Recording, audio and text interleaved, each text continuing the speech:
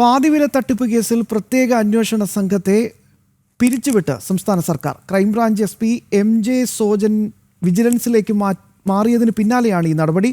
പ്രത്യേക അന്വേഷണ സംഘം ആവശ്യമില്ലെന്നും കേസുകൾ അതത് ക്രൈംബ്രാഞ്ച് യൂണിറ്റുകൾ അന്വേഷിച്ചാൽ മതിയെന്നുമാണ് ഇപ്പോൾ സർക്കാരിന്റെ നിലപാട്. 500 കോടിയിലധികം രൂപയുടെ തട്ടിപ്പ് നടന്ന കേസിലാണ് സംസ്ഥാന സർക്കാരിന്റെ അപ്രതീക്ഷിത നീക്കം. പാതിവില തട്ടിപ്പ് അന്വേഷിച്ചിരുന്ന പ്രത്യേക സംഘത്തെ സർക്കാർ പിരിച്ചുവിട്ടു. സംഘാംഗങ്ങളോട് മാതൃ യൂണിറ്റിലേക്ക് മടങ്ങാനും നിർദ്ദേശം നൽകിയിട്ടുണ്ട്. അന്വേഷണ സംഘത്തലവനായ ക്രൈംബ്രാഞ്ച് SP MJ സോജനെ വിജിലൻസിലേക്ക് സ്ഥലം മാറ്റിയതിന് പിന്നാലെയാണ് നടപടി. പാതിവില തട്ടിപ്പിൽ പ്രത്യേക അന്വേഷണ സംഘം ഇനി ആവശ്യമില്ലെന്നാണ് സർക്കാർ നിലപാട്. പകരം കേസുകൾ അതത് ക്രൈംബ്രാഞ്ച് യൂണിറ്റുകൾ അന്വേഷിക്കട്ടെ എന്നുമാണ് തീരുമാനം. MJ സോജന് പകരം ആളെ നിയമിക്കണമെന്ന റിപ്പോർട്ട് തള്ളിയാണ് സർക്കാർ നടപടിയെന്നതും ശ്രദ്ധേയമായി. പാതിവില തട്ടിപ്പുമായി ബന്ധപ്പെട്ട 1400-ലധികം പരാതികളാണ് സംസ്ഥാനത്തിന്റെ വിവിധ ഭാഗങ്ങളിൽ ലഭിച്ചിട്ടുള്ളത്. പ്രത്യേക അന്വേഷണ സംഘം ഇല്ലാതാകുന്നതോടെ ഈ കേസുകളിൽ ഏകീകൃത അന്വേഷണം സാധ്യമാകാത്ത സാഹചര്യമുണ്ടാകും. പല സംഘങ്ങൾ കേസുകൾ അന്വേഷിക്കുന്നതോടെ പരസ്പര വൈരുദ്ധ്യമുള്ള കണ്ടെത്തലുകൾക്കും സാധ്യതയുണ്ട്. പുതിയ സാഹചര്യത്തിൽ പാതിവില തട്ടിപ്പിൽ വിചാരണയും വിധിപറച്ചിലുമൊക്കെ വർഷങ്ങളോളം നീളുമെന്ന് സാരം. ജനം, തിരുവനന്തപുരം.